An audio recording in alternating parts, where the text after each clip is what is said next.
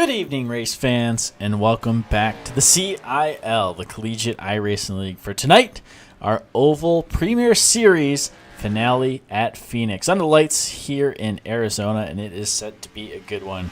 Joining me up in the booth here tonight is John D. Price. And John, welcome back to the booth, first of all. Yeah, man, just the two of us up here tonight, so I'm sure we're going to have plenty of action between the two of us to cover out here at Phoenix Raceway out here in Arizona with the open dog leg, of course, that you're so kind to point out to me as I joined the session just a few moments ago. But yeah, these drivers have a nice and cool track out here to help them find their way around this rather short oval, just over 1 mile if you're going by iRacing, but I think most people just call this a 1 mile track. But yeah, 78 degree track temperature, 76 degree ambient temperature, and 23 drivers taking to the track tonight to ultimately decide, Jarrett, our championship here, where it's a pretty tight battle up there at the top of the charts. We've got Sean Campbell, our champion on the roadside, is going to try to go for the double and make it two championships in one season. He's got 222 points to his name. Kaler, 15 points behind him, man, in 207. And that's going to be a tight battle to keep our eye on throughout the night. Yeah, so you said that 15-point gap. And just to give you a sense of how tight that is, the winner is awarded 50 points, second place is awarded 40, third place 35, and then it trickles on down from there. But that's it right there, right, John? It's if Jared Kaler can come away first and Sean Campbell finishes third or worse, then Jared Kaler's the champion.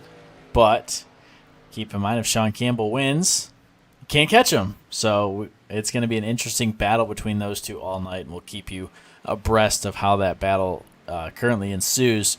But keep in mind, with that 15-point gap, the students also have 2 bonus points on the line for the pole position and the fastest lap. So a lot of points still out on the table, and our championship is not yet set. Very contrary to the roadside, John, but it's set to be a good one here on a short track, too. We might see guys putting bumpers on, and we'll see how Kaler and Campbell really race around each other tonight.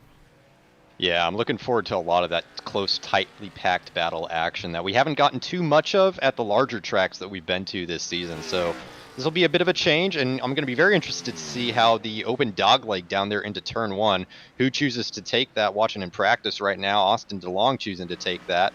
So we'll keep an eye out for him when it comes around to the starting grid. But that's going to provide some interesting opportunities, I think, down into turn 1, into turn 2 on the exit especially, and see who chooses what sort of line through there. And, some guys like to run that high line. We've got a spinner down there on the exit of turn 4, it would seem, but manages to recover without hitting a wall. And, yeah, so I'm going to keep a close eye on that and see who uses it, how much of an advantage they gain from it, if any at all. And more or less, I'm going to really be watching Jared Kaler and Sean Campbell, see what they do, if others try to follow them through that, if others try to do something totally different to try to get some sort of additional advantage in other direction. But it's going to be tight either way. So it looked like Hagen Johnson was the fastest guy in practice. So that was a great run from him. I think Jared Kaler was second in practice. But in general, this field is pretty tight here tonight, guys. So Hagen Johnson did a 26.31 in practice, Kaler 0.313, Nordberg, and then Sean Campbell was in 4th. So I don't think that would be good enough to give Kaler the win if that finished as it started in practice, but none of that matters now. These guys have 3 laps to set their qualifying time and make their way as far up the field as they can, Jarrett. Yeah, and you said it, 2nd and 4th would not do it. That's 8-point gap. So winning is crucial for Jared Kaler here tonight. We'll see if he's able to make his way up to the front and stay up at the front here throughout the night. A couple of onboard cameras we'll see over the course of the night as well. Nick Stockner from Clemson, he's waiting to get out there on his qualifying lap. You see him on your screen there. And Ricky Paz from Valparaiso University joining us in the VR headset. We talk about VR quite a bit here on the CIL and just the advantage it gives. And it's going to be a huge advantage here with that open dog leg John talked about. Right after that start-finish line, all that real estate down the left side, it's free real estate. You can go down to the bottom as far as you want, and no penalty is assessed here at Phoenix. So cars can go 4, 5, 6, maybe even 7 wide if they so choose. And having that VR headset, being able to look left, look right, and see who is where is going to be a huge advantage here tonight. Yeah, you know, Formula One only wishes they could have those sorts of track limit rules, right? I mean, how many times was that debated last F1 season? And here we are on an oval, and guys are just sending it down the inside on turn one. I love it. I love to see it. But a lot of drivers out there on track. Athena Leclaire at the top of the timing sheets right now with a 26.58, and we were talking with a couple other drivers earlier, and it seemed like anything below a 26.6 was a pretty solid time for most drivers. Campbell 0.08 off of Jennings, who has now pipped Leclerc for that top spot. And now Norberg goes even faster again. So a lot of people shuffling around the order. Kaler, not yet out on track, Jarrett, but we've come to know that that's what he likes to do. He likes to wait to the exact end of qualifying. Let's see how far he goes. And now he is there out on track. The number 58 UNC Charlotte machine getting wound up here to set his first time, and we'll see where he ends up. Sean Campbell, another good lap from him, now in second position behind the Wolfpack. So just 0.05 separating those drivers. Tight margins there between 5th and 6th. I say that Munoz moves up into 4th position, just 700ths off of Norberg at the moment, and Leclerc has been bumped down to 5th position. And then Daniels, Johnson, Miller, and DeLong and Lusich currently constitute the top 10. Johnson and Daniels swapping positions there. He's moving up to 6th. And then Ricky Paz in there for Valparaiso, moving into 6th position. The guys are not really finding their groove too well in qualifying, it would seem, Jared. Yeah, a lot of space between a lot of these guys as we ride on board with Jared Kaler, end of his first lap. He will go on provisional pole with a 26.43 second lap, 2/100ths of a second faster than Matthew Norberg for NC State in second. But we rode on board and you saw getting on that throttle is so hard to do, but if you can do it, you are going to be fast. So Kaler will wrap this one on up, but sitting on pole, he's already off to what he's got to do here tonight, John. Yeah, already off to it. He's got a clear track ahead of him leading the field down into turn one. That's exactly what you want when you're a man in his position, where you've got a 15-point gap in the championship that you have to close, and your main rival is starting in third. So he's going to be directly behind you, and so you're going to be able to dictate a lot of what happens around him in terms of blocking other cars so that they get shuffled back up the pack. There's a little bit of racecraft involved with how Jared Kaler is going to place his car down into turn one. So we'll keep an eye on that. But that looks like just about everybody has wrapped up in qualifying with only about 4 minutes and 25 seconds elapsed or so. A couple other cars out there. Ryan Whitlock, we expect a pretty good lap, actually, I think, from this University of Alabama Huntsville car. He's been pretty strong, especially on the roadside in general. And we'll see what sort of lap he can put together here. And so this will be his first line lap there down into the dog leg in turns 1 and 2. Brings it back down low again. A little bit of a lockup there on the inside for turn 3 and 4. Saw a bit of a puff of smoke. Then hard on the throttle, trying to get that thing wound back out. And then onto the back straight here. Then down into the final corners here.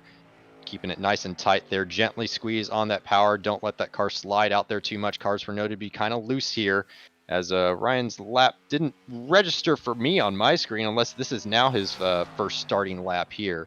And again, a little bit of a lockup, man. It looks like he's struggling a little bit with a bit of front brake bias, I would say, Jarrett. And that is one of the things that drivers can change. We are running a fixed setup here in the CIL, meaning every driver has the same exact car, things that they can change, brake bias, and why am I blanking? I think that's about it, right? I think that's about it, yeah. Yeah, steering ratio. They can do the steering, yeah. So you saw Jared Kaler's wheel turned a little bit to the left as well, so that's steering offset as well. But those three things are three things you're able to change in the car. Brake bias will be an interesting one here tonight. You could set the car to have more front or rear brake bias, meaning when you brake, the rear end will want to either stay where it is or go around if you move that more toward the rear. And I think guys are going to try and be aggressive with that. As Jared Kaler, a 1/10 of a second up on the field now after that second lap. Look at that. Nordberg and Campbell coming in 0.12 and 0.17 back behind. So again, if Kaler finishes first and Campbell in third, Kaler will walk away with it. He is going to get that bonus point for the pole position, and that could be huge, John. Yeah, that'll be a big relief for him, knowing that he doesn't have to worry about that at all, and that's a little bit extra margin that he might be able to have over Campbell. So we'll see how that plays out. Jeremy Miller out there on track right now, one of the alumni from Purdue University, getting his lap times in there, currently sitting with a 26.68. So a little bit of room to improve there, but not too much overall. Pretty good lap from Jeremy Miller, currently sitting in 10th for the qualifying session.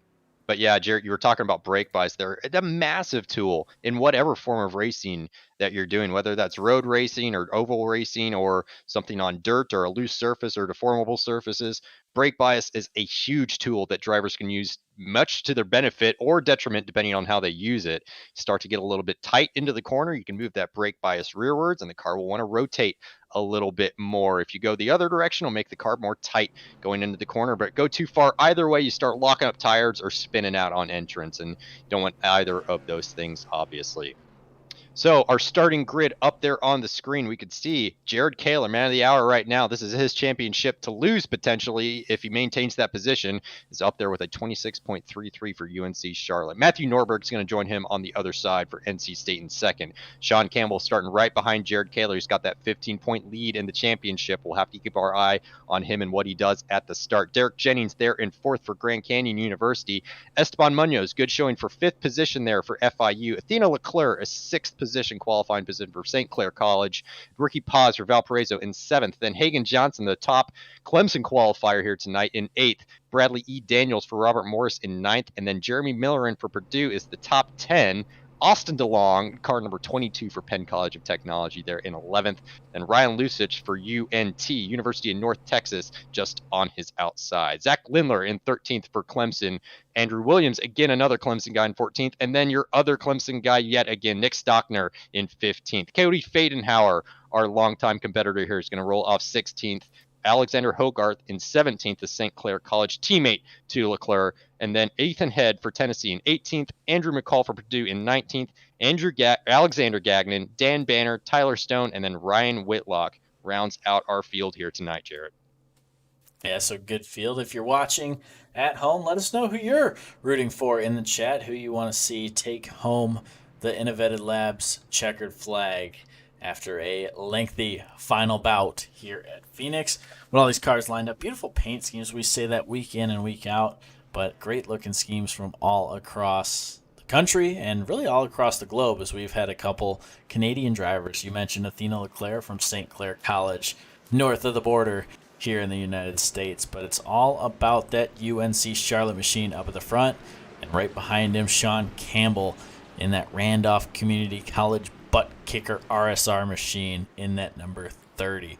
So pay attention to those two guys, how they race and how they're going to handle this first trip through the dogleg. You're going to see the pace car pull off here. It will head down pit lane, a long pit lane here at Phoenix. So the cars are under the control of Jared Kaler, who has been instructed to not go until the Geico restart zone. So they'll turn around this turn 3 and 4 area. You'll see a blue Geico restart zone painted on the pavement, and then it'll be the 58's choice of when he wants to go. He's going to go down all the way toward the bottom of the track here.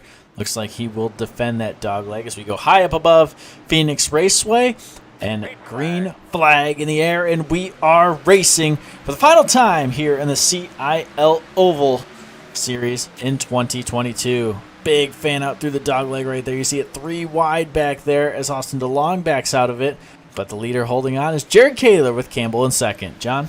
Yeah, Campbell had a great start there behind Jared. He managed to follow him well down into turn 1 and even cut it a little bit tighter than he did.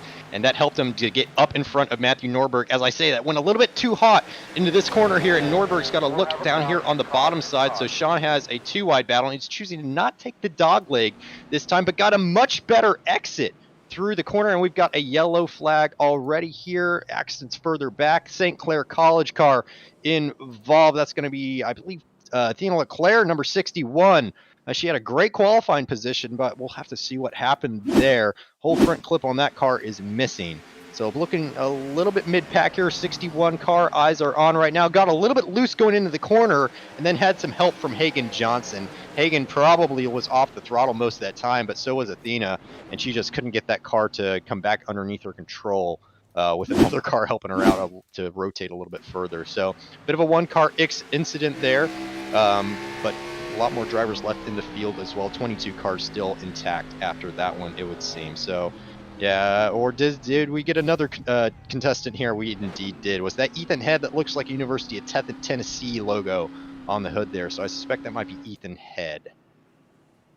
And indeed it is. So shame for 2 drivers there, Jarrett, but that's another point to the brake bias thing we were talking about earlier, man. That a little bit of front bias probably would have helped the number 61 car to stay a little bit more stable on the entry. If you hold that brake too long with too much rear brake bias and really start turning it in, then it's going to keep rotating, and you got to have really fast hands to be able to catch it.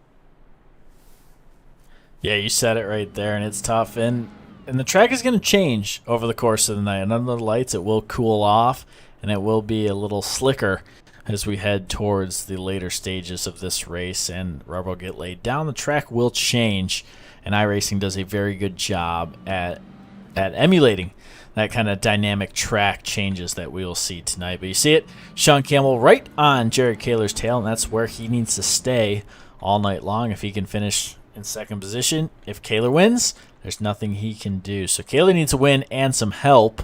Sean Campbell could seal it just by winning or getting in the right spot and having some bad luck for the 49ers next to him.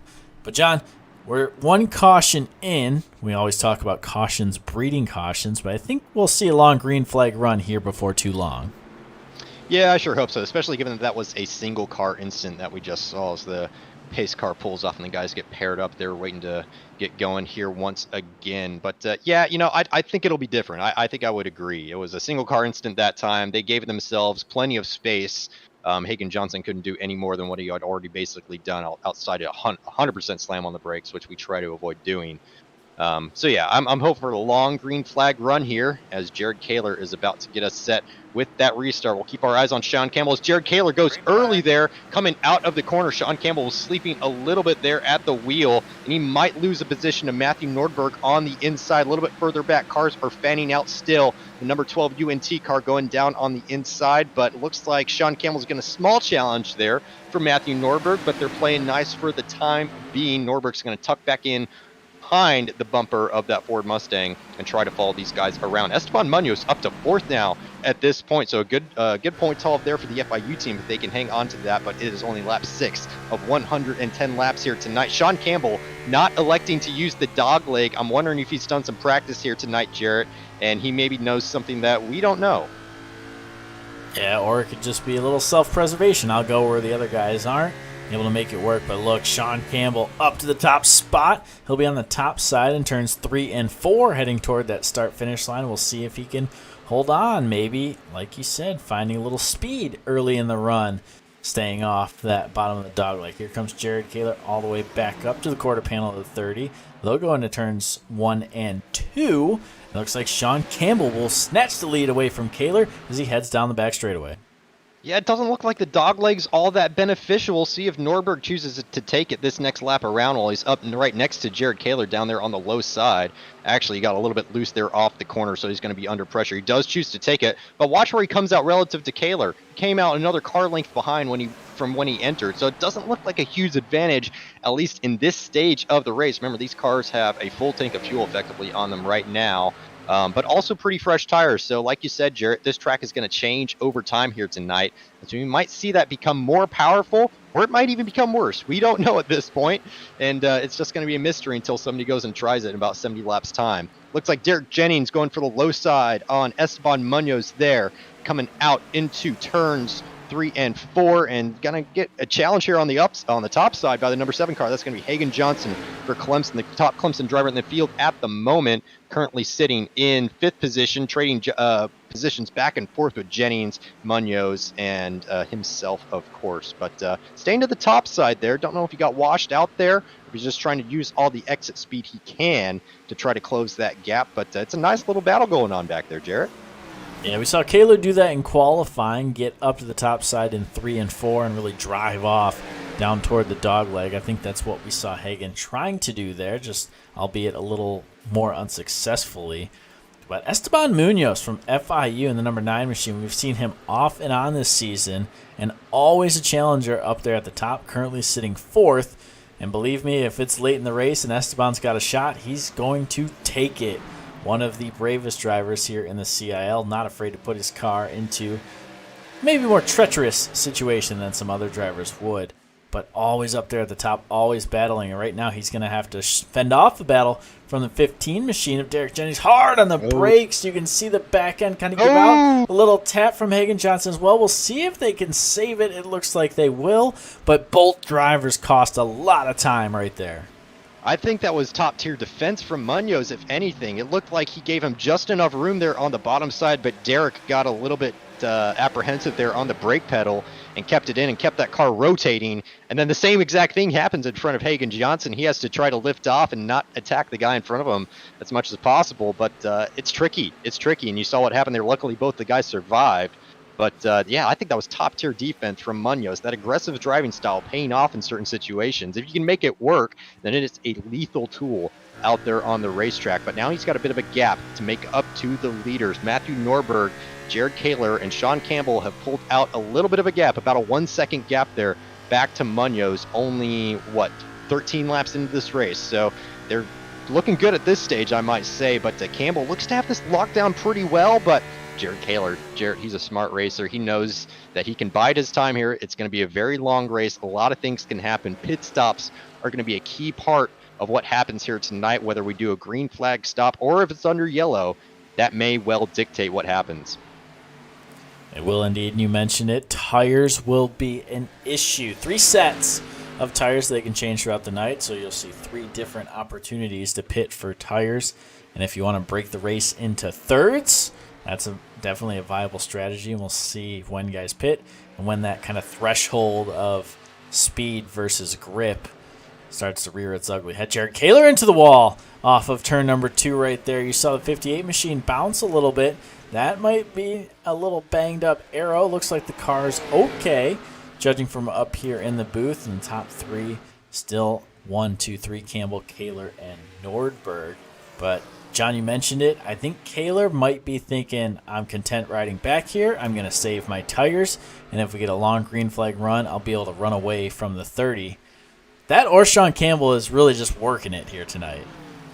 Yeah, Sean Campbell looks to be doing a really good job. I didn't think Kaler was pushing all that hard until I saw him up into the wall there, like you said. And maybe Kaler doesn't have enough to try to keep up with Campbell without pushing 100%, which I've got to tell you is a really tough thing to do lap after lap after lap. It's okay to do it for maybe 10 or 15 laps at the start or at the end, but if you have to do that for 110 laps, that's really tough, and that's how little mistakes creep up. That's how increased tire wear happens, and it just looks like Sean has ultimate control over that number 30 Ford Mustang there, and doesn't look upset at all in and out of corners. That car looks ultimately stable as number 19 takes it down onto the access road there, or the dogleg. Ricky Paz for Valparaiso. UNT with a great run there on the top side. Ryan Lusich trying to make something happen here tonight. Ricky Paz on your screen. And then looks like he's going to lose that position there to UNT. So good job by UNT finding the line that's going to work for that car and making it stick up there. Now they get to go hunt down Esteban Munoz and see what they can happen. But Jared, look at how much that gap is opening up there at the front. These top 3 guys are just running away from the rest of the field, where there's quite a few battles happening top to bottom, really. There's battles for 17th position. There's battles for 7th. There's battles all over the place here, man. And that's just going to be music to the ears of Campbell, Kaler, and Nordberg. That means that they're going to be able to stretch that advantage for lap after lap.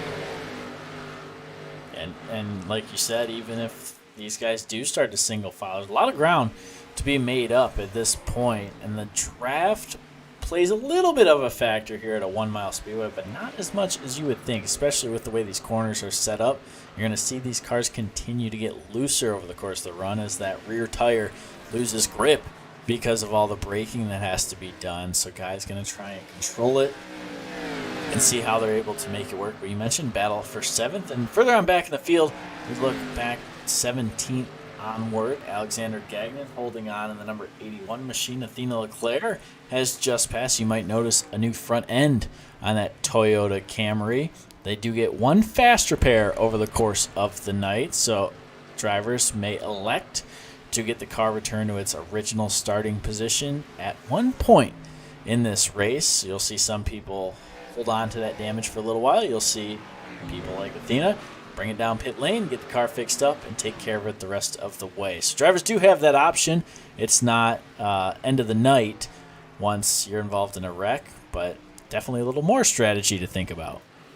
Yeah, Leclerc really had no option, right, but to come down there and take that. There was so much damage on that car that Athena would be a lap down by this point, and luckily Athena's been able to maintain staying on the lead lap even with that pit stop. So I think that was a good call by the St. Clair College team there to bring that car down into the pits and get it repaired. Meanwhile, back up at the front, it's the same story as usual. Campbell leading this trio of cars through the course here and continuing to open up a bit of a gap, 1.8 seconds now back to Esteban Munoz. So maybe stabilizing a little bit. Guys are definitely starting to find their groove. Nobody's really taking the dog leg at all, at least not in this top group. Maybe a few cars I saw a moment ago going down there towards the bottom, a little bit further back in the pack. But I think Sean Campbell has this track figured out, man. I mean, we know he practices a decent amount in these cars, maybe not as much as others, but it doesn't really seem to matter. He's extremely quick learning. He actually just barely scraped the wall there on the entrance of the corner, and he got away with that one. Actually, now a little bit loose off the corner, a little bit loose off of turn 4. Saw a little bit of a wiggle from the rear end of that number 30 car. So maybe he's starting to feel the pressure of Jared, but Sean is just such a calm driver. He's never surprised by anything that happens around him or in his own car. And so I'm not at all worried about Sean Campbell, and this is exactly the kind of battle I want to see. Kaler and Campbell fighting for the lead lap after lap, Jared. This is the sort of stuff that we absolutely love to see in a finale. Yeah, it's so much fun to watch because there is that third car in the mix. We know that Kaler has to win, and Campbell has to finish third or worse.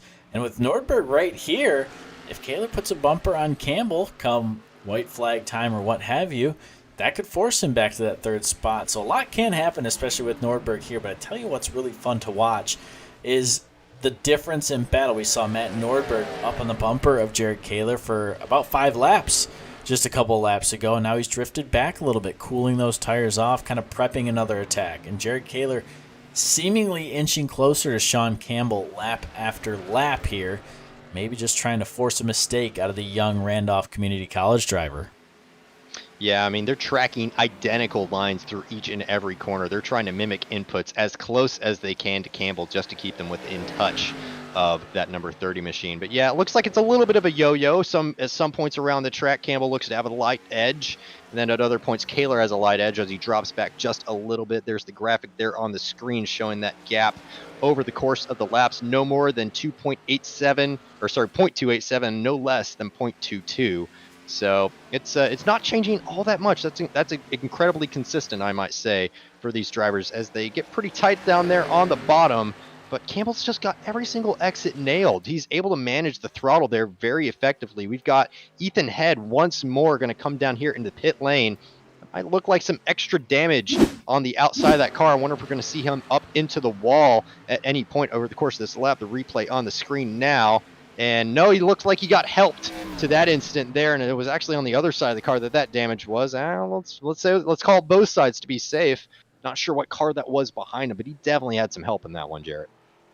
Yeah, we'll take one more look at it. I think that was the 757 of Cody Fadenhauer right there. And yeah, just a little bit squirrely right there, and then hard into the inside retaining wall. Able to survive as that St. Clair College machine. I think that was Dan Banner back there in the 127, barely able to survive. But right back to the front. Battle for the lead. Jared Kaler to the bottom side. Sean Campbell trying to hang on the top. Bottom side, so he's abandoned the strategy. Let's just follow Kaler's tracks and see what he does now. Now he's actually trying to go for moves. So 31 laps into this race, maybe a little bit early to get too aggressive. I'm sure Kaler knows that. He's going to have a crew chief in his ear telling him exactly what the situation is.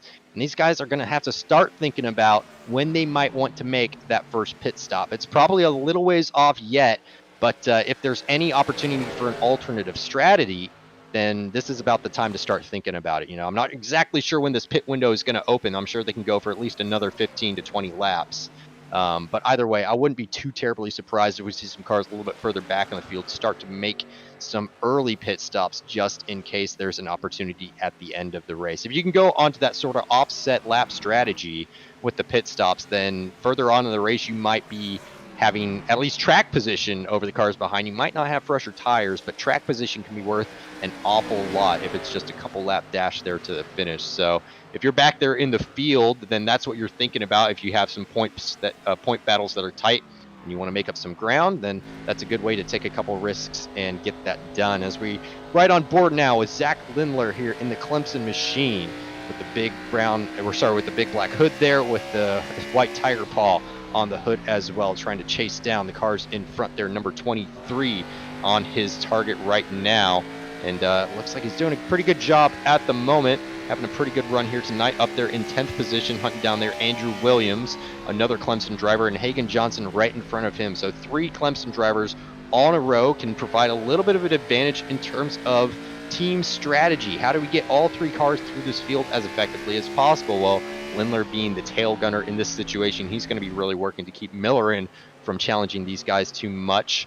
And then it's going to be Hagan Johnson's job to clear a path for the guys and work their way up the field. Hagan Johnson choosing to take that dog leg down there on the inside and swing it back out around the outside. Bradley E. Daniels involved in this group now is on the top side of these 3 Clemson cars who are, looks like they definitely are working together there, Jarrett. And I like to see team strategy utilized in iRacing as much as you can. Yeah, and you said it, plenty of Clemson to go around. You see those orange rims in the 23 car. Kind of been a meme of the CIL, but I tell you what, meme that's made its way toward the front of the pack is there goes the 137 of Lindler down all the way to the bottom of the dog leg. He'll go side by side with the 23, and it's a whole cloud of Clemson cars storming around the Robert Morris University 24 machine. That's Bradley E. Daniels. And here comes Lindler down to the bottom. And I don't know if you caught it, John, as we watched Lindler's onboard camera. Big, deep breath from the Clemson driver.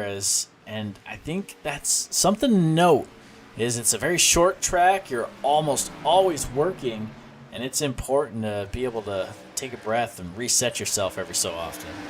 Yeah, especially when you're in a tight battle with so many other cars around you. He's very loose off the corner there and up into the wall, getting that right front, touching the wall there big time. Just got a little bit of a tank slapper coming out of the corner there.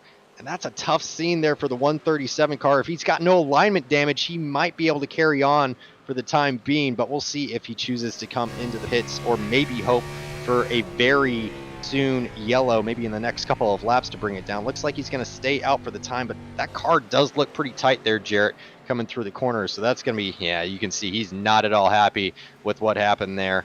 And yeah, that is a tough sight there. It's so difficult with these cars. They're very easy to spin up the tires coming out of the corner. It requires extremely fine throttle control, and it doesn't take much at all to go beyond what the actual limit of the tire is. And once it's gone, it's really hard to get it back quickly. The tires break away extremely fast, even though they have a mega amount of grip. Once they break away, they are just done. As it looks like Nordberg has put a move on Kaler at some point in the last couple laps here and is now running in second behind Sean Campbell, still leading this race, currently 40 laps in, with an even larger gap back to Esteban Munoz now behind these 3.97, let's call it 4 seconds back to Esteban Munoz now, 40 laps in. This is exactly what this group wants if you're Sean Campbell, but if you're Jared Kaler, you wouldn't mind having a little bit of extra help up here. I would bet, at least, Jarrett, right? I mean, if you've got another car or two in the mix up here and you can shuffle Sean Campbell back a few cars at all, then that's going to give yourself a little bit extra buffer as we go throughout this race. So I would expect that Jared Kaler would actually want to be back in the pack a little bit more than in a breakaway. Yeah, I mean, you said it. He needs help. He needs that car. And I think he's kind of got the perfect storm right now as Nordberg looks quite quick on corner entry. Sean Campbell able to kind of carry that speed, and you see him pull away on that corner exit. But Kaler may be backing off a little. It's looking like Kaler's fighting the car a little bit back in that 58. You're seeing that back end kind of wiggle a little bit on corner exit. So the 58, John, you talked about struggling with rear grip. He might be struggling with it a little bit here on lap 42 out of 110. We've had one yellow flag, and I think green flag pit stops might be just around the corner. Yeah, I think you're right. And it certainly does look like Kaler's car just really isn't working for him all that well. It looks like he's having to be really careful with how he gets into the corner as well as out of it. Mid-corner, the car looks okay. But on the entry and the exit, which is where you're going to make up the most time, of course, car doesn't look super happy. He's going to have to be really conservative as we go to a new battle here. Esteban Munoz, Ryan Lucic, and that's going to be Ricky Paz and Valparaiso all in a line here. So these are the cars in 4th, 5th, and 6th position, having a nice little battle here. UNT going to the top side, maybe get it a little bit too hot into the corner, but that's still going to give them a good exit off of it, be able to hang on to that 5th position for the time being. But a great little battle here between Valparaiso, UNT, and FIU on your screen. And yeah, this is great. It's a little bit hard to distinguish these cars sometimes with how close the liveries are between them. All great liveries. Of course, the FIU one, a bit of a staple in the collegiate iRacing league today. But yeah, Ryan Lucic doing a good job there on the bottom side to keep some speed in the car, not really sacrifice too much mid-corner momentum there, which tends to be the risk I find when you run that low line. But looks like he's still able to get a nice clean exit out of the corner and stay right on the bumper of Esteban Munoz. But I tell you what, Jarrett, if I come up against any car in the CIL field and I know I'm going to have a tough time overtaking, it's probably going to be Esteban Munoz, right? I mean, this guy knows how to defend. We saw it earlier with Derek Jennings, and he even spooked him a little bit and got him to over-rotate the car. So I don't know if Ryan Lucic paid attention at all to that accident, but that would certainly be on my mind in his position. Yeah, and John, you said it right there. It's a matter of maybe not putting your car right in the racing line, but putting your car in a smart spot. And you can see it right there. The number 9 dives to the bottom, gets a great exit right there. And there's just nothing you can do if you're Ryan Lucic right there. You're going to have to get the perfect run, the perfect move, and maybe hope the 9 makes a little mistake to sneak on by. But if you're Ryan Lucic, you're running 5th, we're through lap 47 on a 110, I might be content kind of running behind the 9 right here as we see Lucic think about going to the bottom, think about putting the bumper there, and I think he just has it coming off of turn 2 down the back straightaway. He'll tuck back on in, but here comes Ricky Paz. Yeah, Ricky Paz sensing an opportunity there as Lucic a little bit loose into the corner, and decent amount of yaw angle in that number 12 machine going in there, but Valparaiso backing off actually a little bit there. Maybe got something a little wrong, wanted to settle back down again and find his groove once more. But yeah, Munoz into and out of the corner looks absolutely under control of that machine. Of course, his more aggressive driving style does open up the opportunity for a little bit extra mistakes throughout the race, but if you can keep those down to a minimum, then that tends to win races, in my experience at least. But same story as always up front, at least for the last 9 laps or so. Matthew Norberg sitting there in the 2nd position in front of Jared Kaler. And they're just trying to hang on to Sean Campbell, guys. I mean, it's going to be a tough race if this is what it's going to look like up front with no yellow flags, because it's going to be all driver at the end of the night that's going to make the difference here. Very impressed by Matthew Norberg, I got to say, here, to hang with these guys up here the whole time. I mean, he's not a bad driver by any stretch of measure. I would definitely rank him in probably the upper echelons of the CIL. But just goes to show you how much improvement some of these drivers have come throughout the seasons. And Matthew Norberg matching Sean Campbell and Jared Kaler all the way across the lap is definitely impressive to see, and really nice to see, I might say, for the Wolfpack. And you can see just how much these drivers are working that steering wheel as we ride on board with Jared Kaler. You got to turn right to go left sometimes, and Kaler all the way down the dogleg, and you can see it. You don't know where that car on the top side is. Now you see the 76. Kaler going to have to just ride out the bottom. And I think that's it right there. If you ride the dogleg, turn 1 becomes so tricky to do, and Kaler unable to make it work here early, and he's going to give up quite a bit of ground right there, John. Yeah, it really looks like he's struggling with the rear more than the front. He's being a little bit ginger with the steering mid-corner, which is probably helping to save those front tires a bit, but definitely having to be really careful with that throttle application out of the corner. You can see him just opening up the hands ever so slightly to try to get that car as straight as possible before the corner's even really over, and just sort of turn the car with the throttle to that point. A tricky way to drive the car, but it is a quick way to drive the car. But I'm sure that Campbell probably has a pretty close to equally worn set of tires front to rear, because you don't see his car sliding on entry or exit, and then he's carrying tons of mid-corner speed, so that's probably going to rear the tires a lot more evenly than what Jared Kaler's dealing with. Of course, though, Campbell being out front, he's got clean air over the nose of that car the entire time here. Jared Kaler and Matthew Norberg having to deal with a little bit of outwash from the car in front. It's going to maybe upset the balance of the car in particular scenarios such as this one where you've got Norberg sort of down on a more tight line entering the corner than what Campbell is. So right as you enter there, the aerodynamics profile over the car changes pretty dramatically. So that can induce a little bit of understeer or oversteer depending on the situation. And so that's what Norberg and Kaler are going to have to deal with if they're going to stay back in second and third position. But I don't think they have too much of a choice in the matter, Jarrett. It looks like Sean Campbell's just locked down. You see Norberg sliding out of the corner there. Kaler having a little bit less yaw out of the car in that particular corner, but still a little bit as well. And so these guys are just going to struggle back there in the draft the whole time. Yeah, it is quite interesting to watch these guys continue this yo-yo. That draft, get up to the rear bumper, and then get stuck in that dirty air and just kind of get pushed on back. Just because you're not able to make the car move through that mid-corner, especially like you are with that open, clean air that Sean Campbell is. And we mentioned it, Sean Campbell just able to carry that mid-corner speed, and it is seemingly because of that clean air effect on these NASCAR Gen 6 stock cars.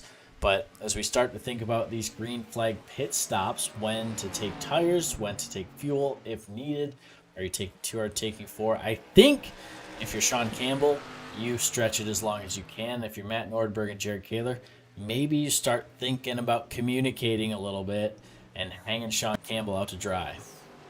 Yeah, I mean, if you can go for the undercut and get fresh tires on that car, you will definitely have a pace advantage. The last lap Sean Campbell ran was a 27.98, with his best being a 26.78. So there's clearly about a second difference between the tires now versus at the opening stages of this race. And given that we're past halfway now, Jarrett, they can pit at any time they want to and know that they'll pretty much be able to make it to the end, right? We did have a short yellow flag period, but that only really lasted for about 2.5 laps or so.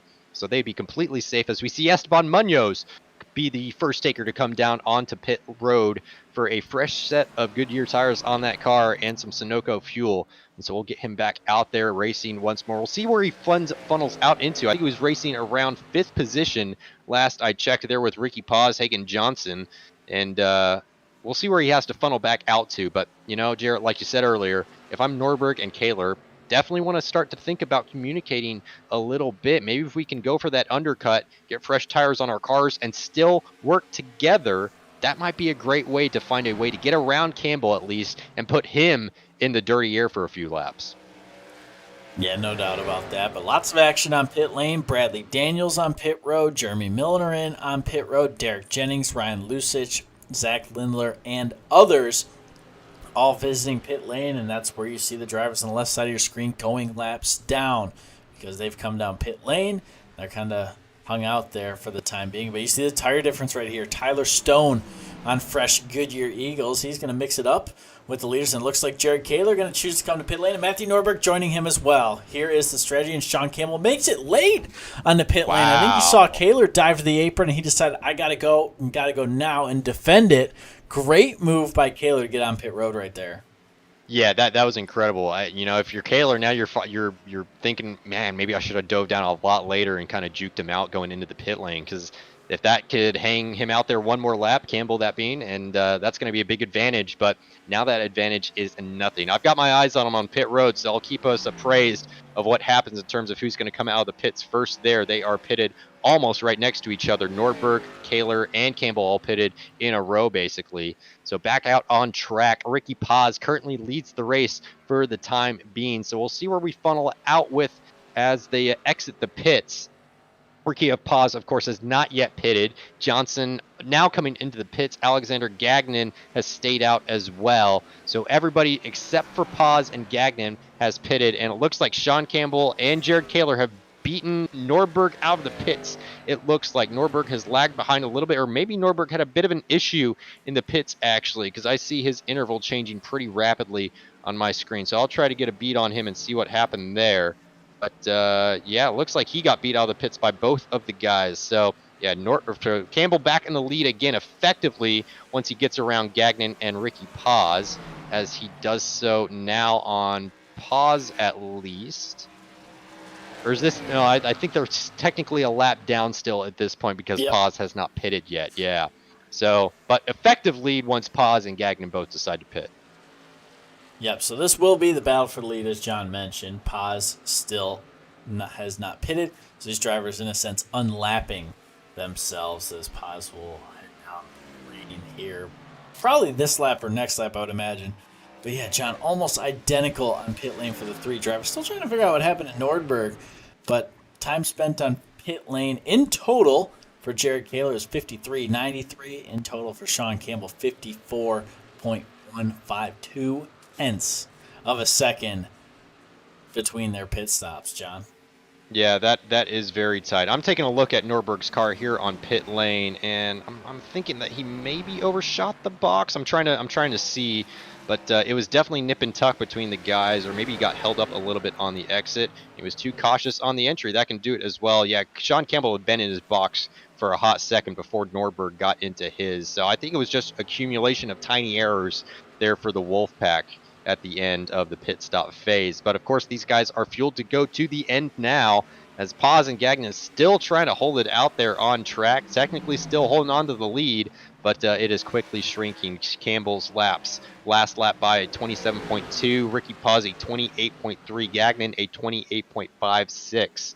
And I know Sean can go faster than a 27. He just probably wants to hang on to his tires a little bit, I would suspect. But either way, laps led are laps led, and that is a great look for Valparaiso at the moment, with Alexander Gagnon close behind, well, somewhat close behind, 13 seconds behind him on track, and then another 10 seconds back to Campbell. There's Ryan Lusich getting around the leader to come back onto the lead lap. He is in 6th position technically, which will end up being, I think, 4th after the pit stops all work out. Matthew Norberg, while he did have a bad stop, Jarrett, wasn't the end of the world. Still going to hold on to 3rd position after the pit stop phase ends with Paz and Gagnon pitting whenever they choose to do so. I hope they have a crew chief in their ear telling them exactly how much fuel's in that car, because it can't be too much left at this point. No, can't be much left at all. But I tell you what, if they have just enough, I think the strategy is wait until you get passed by Campbell, Kaler, and company, and then bring it down pit lane. Stay out as long as you can before you go that, in essence, lap down. Get on pit lane, get those fresh tires, and now you've got 10 to maybe 15 lap fresher tires than the rest of the field. So Ricky Paz and Alexander Gagnon kind of on that alternate strategy. See if it pays off. I think they're also banking on a caution flag coming out relatively soon, but right now the field pretty spread out. Sean Campbell and Jared Kaler locked in a battle. Remember, Kaler needs help. He needs another car to join this fray. If he wins, if Campbell finishes second, he will not win the championship. That won't do it, John. No, it won't do it. So, in this particular scenario, and I just saw Sean have a tiny lockup there coming into the corner. So not too bad of one. That's not going to cost him much. But, yeah, I would expect Jared to start racing him a little bit more aggressively. 40 laps left in this race. And, with 10 laps to go, I expect to see, I don't know if you call them necessarily dive bombs in this situation, but some very aggressive driving from Kaler. We know he can do it, and he's pretty good at it, I might add, but he knows when he has to do it. And this is the situation. If something were to happen to Campbell and Jared Kaler can put his car exactly in the right position just to get Campbell's car a little bit upset, but not too upset, just enough to shuffle him back far enough behind Matthew Norberg, then that might be the strategy that Kaler has to play with. And as looks like Ricky Paz has finally decided to come down into the pit lane. Alexander Gagnon, I think, still out on track. Actually, he has not chosen to come down into the pits quite yet. Yeah, so he has gone for another lap around, but you can see what the tire differential is for his car. He has very little pace and having a hard time getting the car into the corner with any sort of speed. So that is what 70 lap different tires does to a car. You can see it right there. But yeah, Jarrett, I think we're going to see Jared get a little bit more aggressive here, probably with 15 to go or so, I would expect. Yeah, Jared, one of the cleaner racers in CIL, but at this point, everything goes out the window, and if you need to throw a bumper, you got to throw a bumper. But I tell you what, Matthew Norberg kind of battling back to enter the fray again. We mentioned that 2-car breakaway, and here comes Matthew Norberg again. So that perfect storm being the 58 moves to 30 just enough that him and the 76 sneak by. Kaler wins, and there's caution out. Stockner in a little bit of trouble. We'll see if we can find the source of the yellow flag, but this is our second yellow of the night, and what a time that's going to come for both Paz and Alexander Gagnon. Hold on. Amazing. He's still going to hold on to lead here, John. That's amazing. That's an incredible stroke of luck there for Gagnon. If Paz had left it out just a couple extra laps, that would have helped. But yeah, okay. So we'll have to see what happened here. Just loose off the corner actually, and got it spun down there on the inside for Nicholas Stockner. I'm gonna want to take maybe an onboard look at that to see what his hands were doing. Maybe try to get an idea of his inputs at least. So we can see it here. Car is starting to rotate on the exit quite early actually, and just needed more lock a little bit earlier. A little bit faster hands probably would have been able to catch that, but just a simple mistake, and we're going to get these cars racked and stacked again. We've got the leaders down into the pit lane again. Jarrett, all three of them have come down in the pit lane, accompanied with, it looks like, Ryan Lusich behind him. Munoz, Johnson, Whitlock, Lindler, and Derek Jennings, I think, are choosing to make an additional stop here tonight, and that is going to promote, I think, Jeremy Millerin, I want to say, to the lead. I can't exactly tell. My timing tower isn't exactly too happy, but yeah, it is in fact Jeremy Millerin into the lead of the race effectively, with Bradley E. Daniels, Andrew Williams, Austin Long, and Ricky Paz then occupying the rest of the top 5 positions. So interesting alternate strategy here, Jarrett. This is going to be a bit of a nail biter, I think. Now we'll have to see where this works out, and it's definitely going to make the math, I think, a little bit harder if none of these guys win in terms of who won the championship and who got as many points as they could. That it is, and I think Jared Kaler also beat Sean Campbell off of pit lane. Let's look at the time. So, oh my goodness, the pit crew for the 58, half a second faster than Sean Campbell back there in the 30 machine. So the UNC Charlotte pit crew coming through here late in this one under our second yellow of the day. But you said it, big shakeup at the front of the field. And let's take a look as the ticker slides across the top of your screen. Millerin for Purdue, Williams from Clemson, DeLon from Penn College of Technology. Names we haven't heard all night long, kind of being the beneficiaries of this yellow, but 3 tire sets. Drivers making sure they're going to use all of them. But keep in mind, these guys who haven't pitted, should we get a green-white checker at the end, could use that 3rd set. So a lot of strategy going on, and we're going to keep you abreast of it over these final 30 or so laps. John? Yeah, at the end of this race, I'm going to certainly ask about that one. If you're Jared Kaler in that situation, you're following Sean Campbell around, were you expecting him to go down in the pits? And if so, were you planning on following him if he did, or did you want to go for the alternate strategy? So we'll have to ask him after the race, but definitely an interesting decision. Jared Kaler now in 7th position on the track, so they really haven't lost all that much ground from that decision at the end of the night, and I think they're going to try to work together a little bit, at least. Maybe a little bit of a symbiotic relationship going on between Kaler and Campbell as far as how they're going to position their cars to get through the field. But you could also see Kaler throw a couple blocks and try to throw some cars back towards Campbell. Not physically throw them, of course, but just block in such a way where the car that he is overtaking has to maybe check up a little bit more, and then Campbell gets caught out by that. So we'll have to wait and see. But it's certainly going to be a little bit more spicy, I think, from this point on. Millerin, Williams, DeLong, Paz, Leclerc, and Gagnon all on older tires than them, but not by a long shot, just by a little bit. But, Jarrett, that's probably going to be worth, 10th, maybe 2/10 a lap at this stage, but it will get worse faster. It will indeed, and as these cars get racked and stacked, people look at the Boilermakers paint scheme right there, reminiscent of a Jeff Gordon paint scheme from a little while ago, but the Big Ten representing at the top of this field. We'll see him shoot on down toward that Geico restart zone. But I tell you what, pay attention to Jared Kaler on this restart back there. He's on the bottom, so he can go all the way to the bottom of the dogleg if he so chooses, whereas Sean Campbell is going to get hung out to the top side. Millerin heading toward that Geico restart zone. They are at it. Green flag is out. Good jump for the Purdue team. Right behind him, Penn College of Technology is going to send it 3, maybe 4 wide. And they will go 3 wide. Paz in the back of the 23. We'll see if he can hold on to it. Paz now in trouble. Big wreck back behind. It's going to collect quite a few drivers. We'll have to get another couple of looks at this one. That was right next to Campbell and Norberg. They got somewhat lucky there that they weren't collected in that instant here, but let's take a look at what Lusages haven't happened. So it was a little bit further up. So it was DeLong into the side of, I think, Ricky Paz there, but I'm not entirely certain who was actually at fault for that. I'm sure Race Control is going to be taking a very close look at that one, because that has some pretty massive implications for other racers in here, but it's going to be a little bit further up than these cars here. And yeah, I think maybe it was DeLong washing up into pause, maybe just getting a little bit of a hip check. It's going to be tough to say, but it was close either way. I fully trust our race control is going to sort that one out there. So yeah, it was in fact DeLong looked to be washing up into pause. I wonder if he hopped on the brake a little bit or just checked up slightly because the car in front looked like he was slowing just a bit.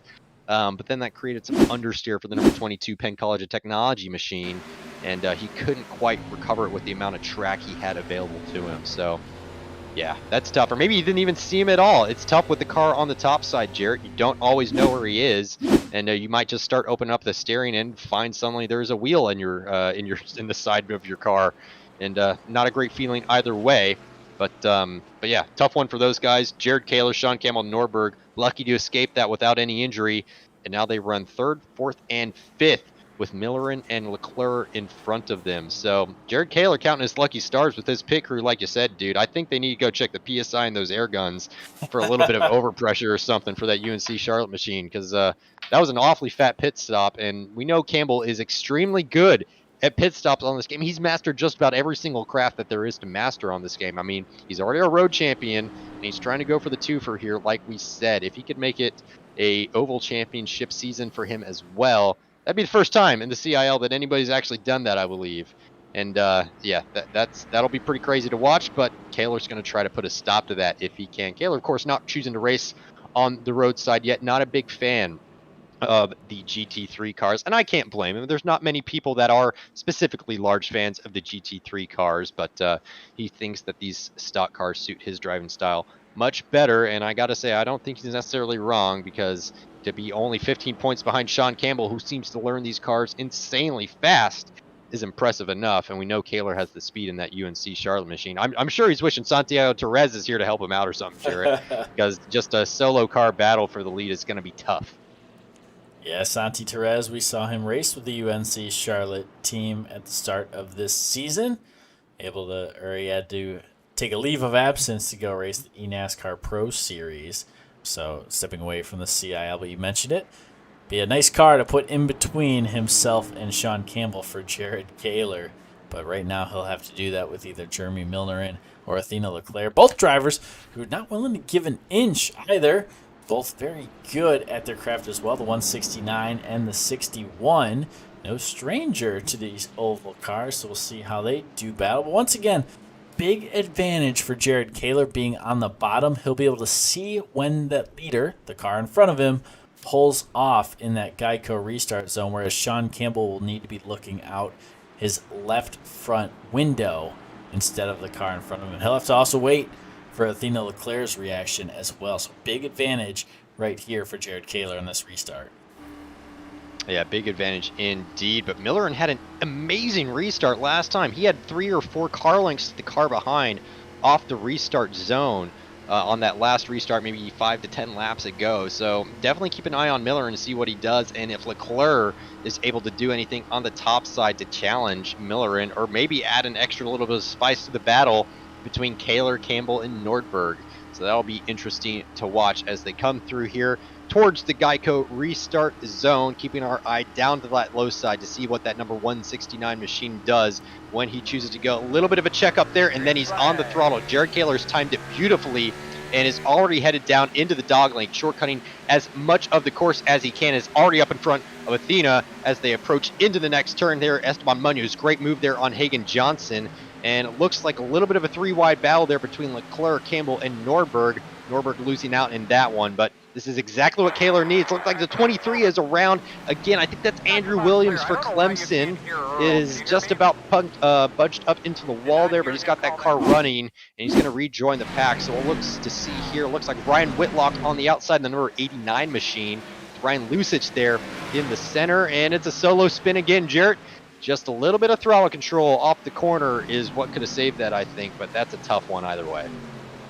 Yeah, we've heard how loose these cars get, especially early in the runs. And I think guys might get a little carefree on these fresh Goodyear Eagles. They make you feel like Superman, and then you forget about that short spoiler on the back end of these NASCAR Gen 6 stock cars. Not all the downforce in the world, and have to take precaution in that throttle control. But Athena Leclaire heading down pit lane. This could be an interesting strategy, John, as she's going to go get 4 fresh Goodyear Eagles on that car for this 25-lap shootout we've got left. Yeah, get 4 fresh tires on that car. That'll help, but it's not going to be, I think, I don't know, 25 laps left, 26 laps left. That's going to be tough, I think, Jared. I'm not sure. Well, I mean, I'm sure she'll be able to work her way back up maybe to around 10th or so. But I think much further than that's going to be a bit of a challenge. But I tell you what, though, this is exactly what Jared Kaler needed. He needed to get around Leclerc at this point, and then he's going to have to put Purdue between him and Campbell. So Miller's going to have to become the meat in that sandwich there if Kaler can manage it. But that's really his only shot here at this point. Of course, I think Kaler already has the bonus point for the pole lap, so that's going to help him out as well. But if he can Purdue between him and Campbell and then keep him there, more crucially, he needs Campbell to not overtake Purdue. There's not a lot that you can do in that position to make that happen. There's maybe a couple things, but none of them are easy, Jared. None of them are easy whatsoever.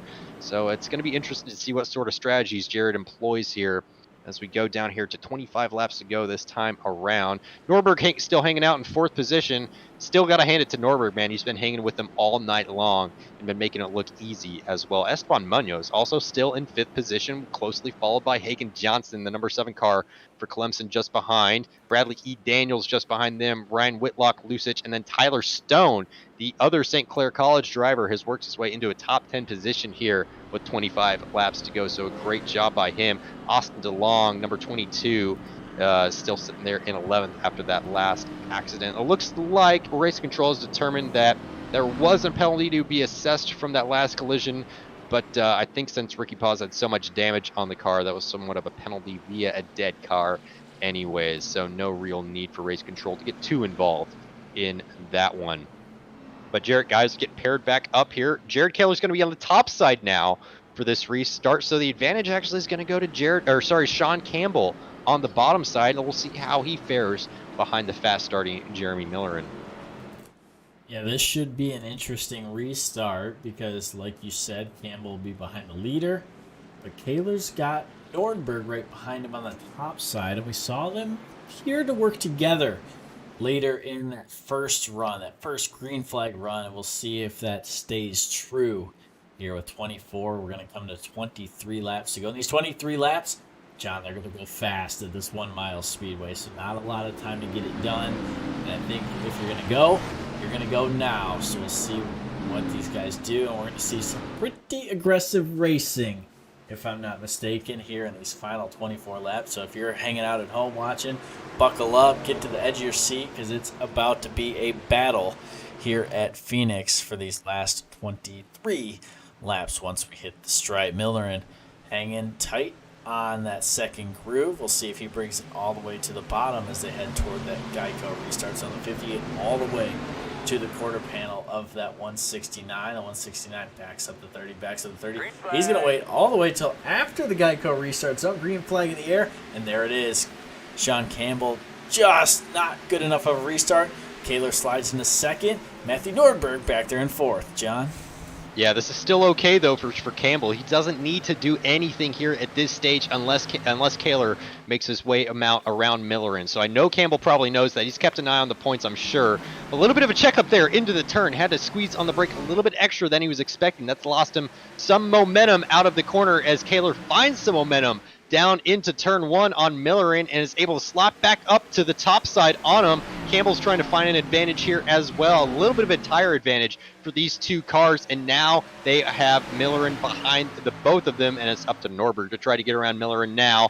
I don't think that'll take too long given the tire advantage that Norberg's going to have. But, yeah, either way, not exactly what Jared Kaler needed. I mean, it's 50% of what he needed, right? He needed to get around Millerin, but then he needed Purdue to be between he and Campbell, and that is not at all what happened there. Millerin actually doing a pretty good job for the time being of holding off Matthew Norberg.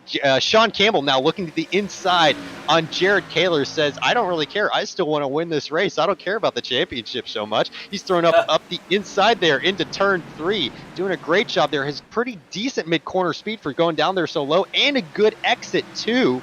That number 30 machine looks insanely fast right now, and it is door-to-door action here with 20 laps to go left in this race. Just about a napkin's width between the two cars here, entering turns 1 and 2. These cars are, you could put a piece of double-sided tape between these two cars and they would stick together around the entire track. I'm convinced of it now, Jarrett. But a little bit of a touch there between the two cars up at the front. A little bit of right fender on left rear fender between Campbell and Kaler, but not enough to upset either of them too much. Kaler is on the radio chatting about it.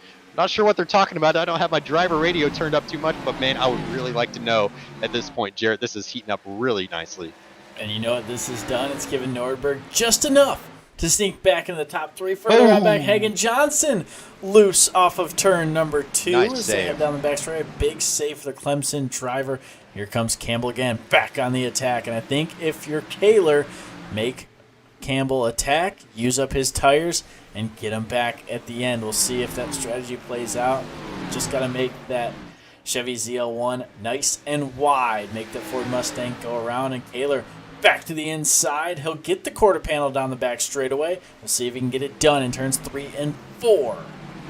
He's trying to carry as much speed into the corner as possible to maintain whatever advantage he does have over Campbell. And so far it's working, but it looks like Campbell's getting extremely good exits for his title line as he's choosing to take through most of these corners. I see the back end on that number 58 complaining just ever so slightly. He has got that car right on the edge, trying to hold Campbell at bay.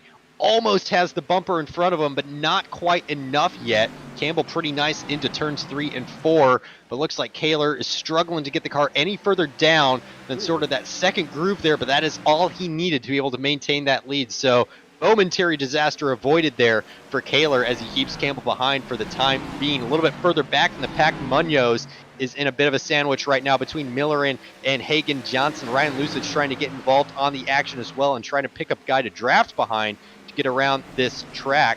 Matthew Norbert has now joined the fight up there at the front as well. Athena Leclaire, we call her out for pitting just on that last caution. She's worked her way up to 9th position already and now into 8th as she gets around Bradley Daniels. So it looks like that strategy has worked out for the St. Clair team. And we've got another caution. I see Esteban Munoz tumbling down my timing screen and tumbling across the track as well. The Panther Esports FIU challenge here has come to a terrible conclusion, I might say. We'll take a look and see exactly what the situation was here. I think he squeezed up too far there into Lusage. Maybe a missed crew chief call there. I'm not sure, Jarrett, but tough to see that for the FIU team here.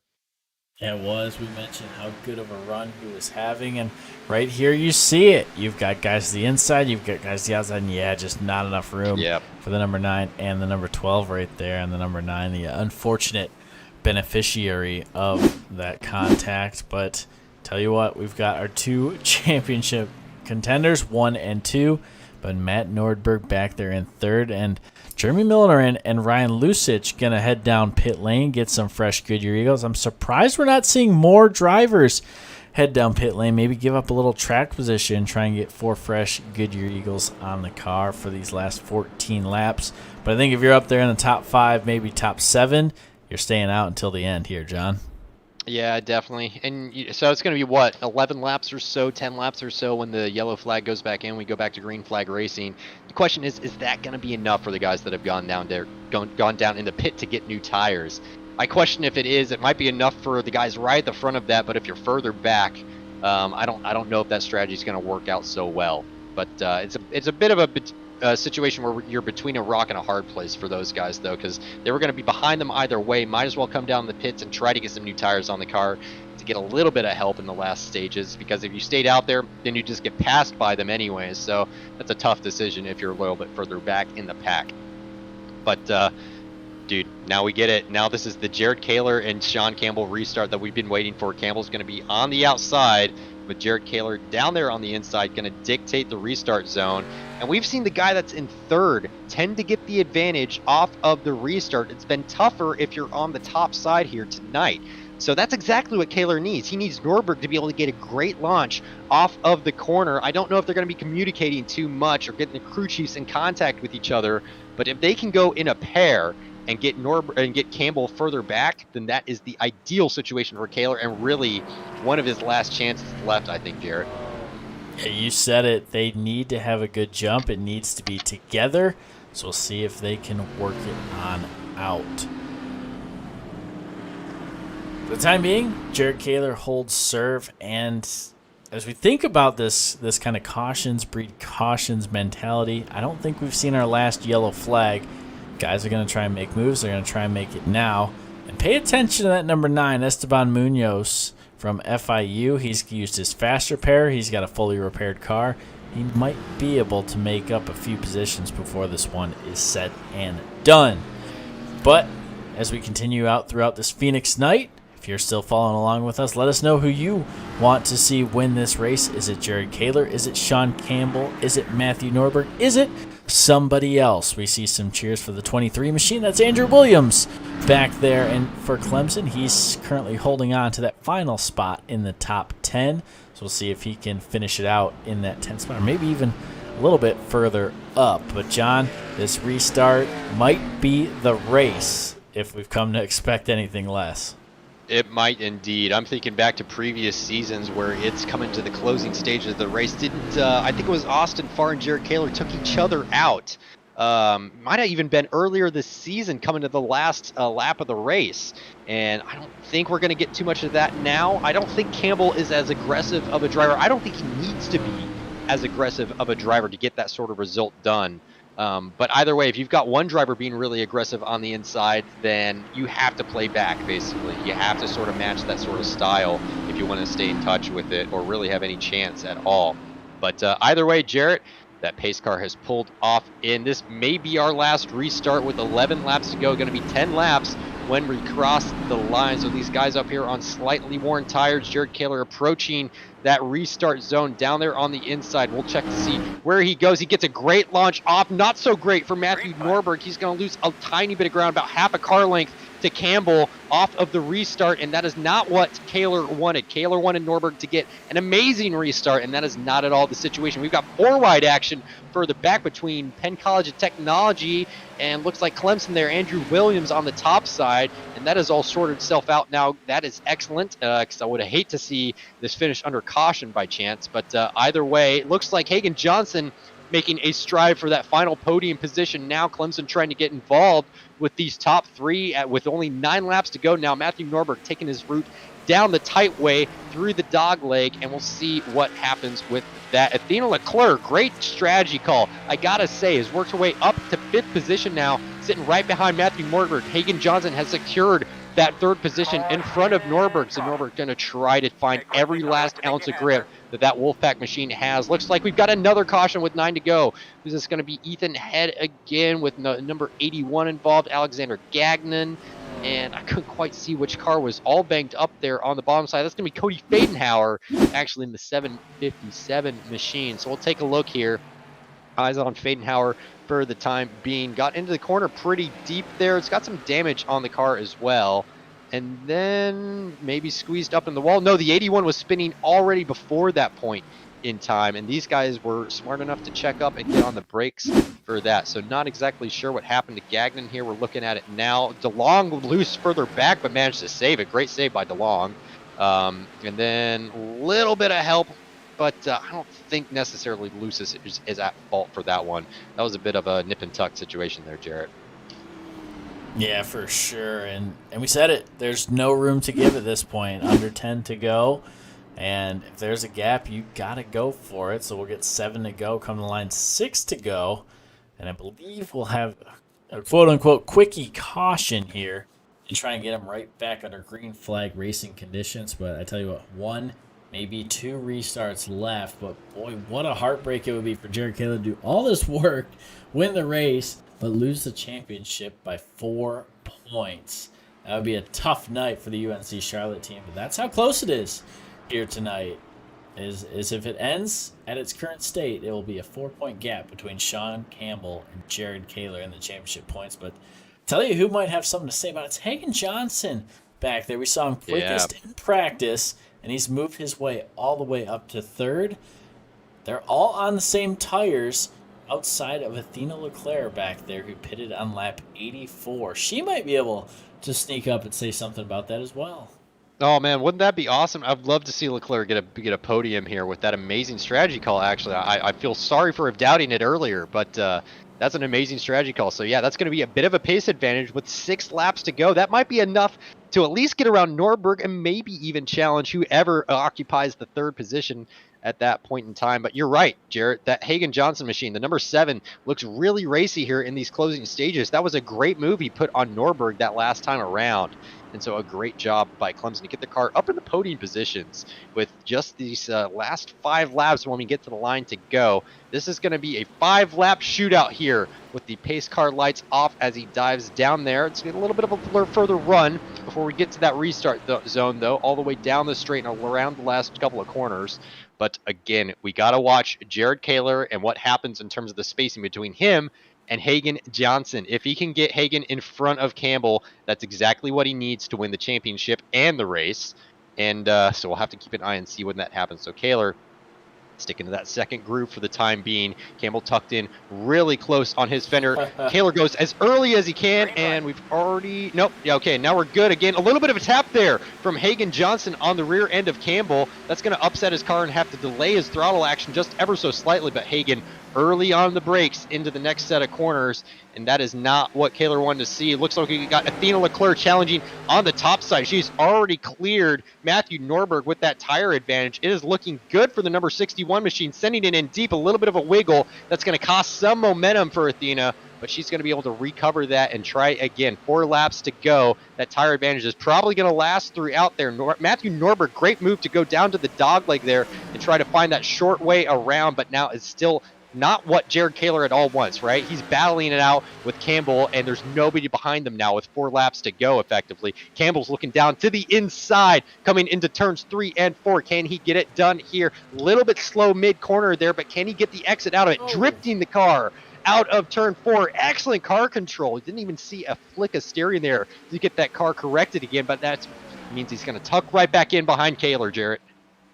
And I tell you what, this battle is going to make room for Athena Leclaire in the 61. She is closing in that 3rd position, and Jared Kaler needs the help, but he's got trouble of the number 30 all over his back bumper as both these guys send the rear ends almost to that outside retaining wall. They'll be side by side with 2 laps to go.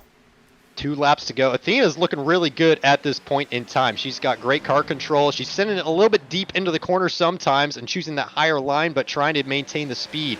And with the tire advantage she has at the moment, it's working for us. Campbell has it up alongside Jared Kaler. Great move by him to get into this position at the moment. A little bit earlier on the brakes than Kaler into the corner. And so Kaler's carrying the speed in there, but looks like Campbell is matching him on the exits perfectly. This could be almost too close to call. Final lap here now in the last lap of the CIL 2022 spring season. Kaler between Campbell, and it's going to be a tight one here at the line if they can make it. Can Athena do anything? I don't think she can. It's going to be between Kaler and Campbell. Campbell tucks right back in behind Kaler. He's going to have to dive it up the inside or otherwise, and it was a great job by Kaler there to get his nose down in front, and it is the checkered flag out now, and the win goes to Kaler, but the championship goes to Sean Campbell. 2 championships in 1 season for the Randolph Community College team there.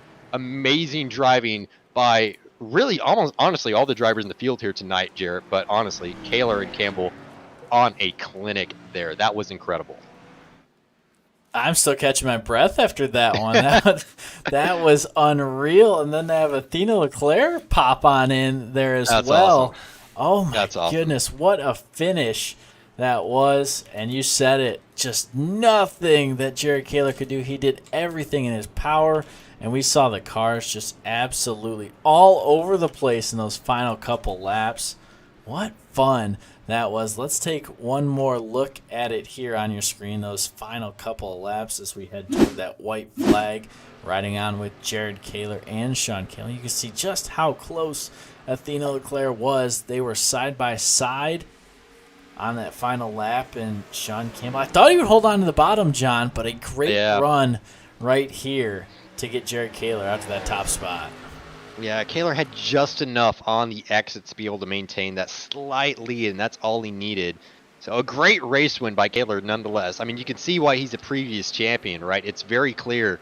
But this battle between he and Campbell, I hope this carries on into future seasons. I would not mind watching more of this, especially because it seems like they race really respectfully with each other, right? Nobody's really banging doors all that much. They're giving themselves space on the track and just sending it in deep and trusting each other, and I love to see it. But yeah, also, like you said, great job by Athena Leclaire. Amazing strategy call to get up there into the final podium position. Dare I say, with another 2 laps, this race order may not have looked like this. I think there may have been a St. Clark College car a little bit further up the field even, but that is what happens. 110 laps here tonight, and that was your finishing order. Jarrett, what a race, especially these last 15 to 20 laps, man. That was incredible as I'm watching Sean Campbell try to drift the entire oval in celebration here. And actually doing a pretty dang good job, I might add. But yeah, what a race we had there. Good long green flag running period there in the center of it. A couple cautions interspersed there towards the end, but I think that's exactly what we needed to close the pack up, change up the strategy calls a little bit, and get these guys right on the edge all the way up to the finish. Jesus, Sean is really good at drifting this stock car around, dude. I'm watching this. It's incredible. He hasn't made a single mistake yet. I mean, that's car control if you ever seen it before.